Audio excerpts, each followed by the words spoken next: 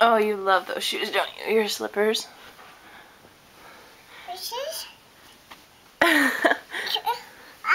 This is Alethea requesting her slippers, which is not an uncommon occurrence. You want those ones off? I don't know if you can wear your slippers when you go out, honey. Can you wear these shoes?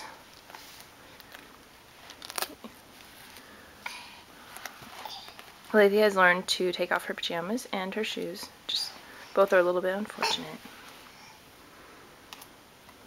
You gonna put them back on?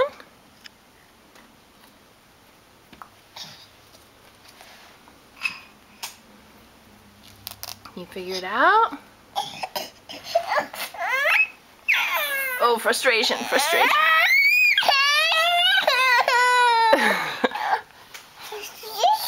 Oh, you want those shoes now? Oh boy, so many shoes, so little time. She likes to trade all her shoes in now each day. Alright, we'll work on that one now. Can you say bye-bye?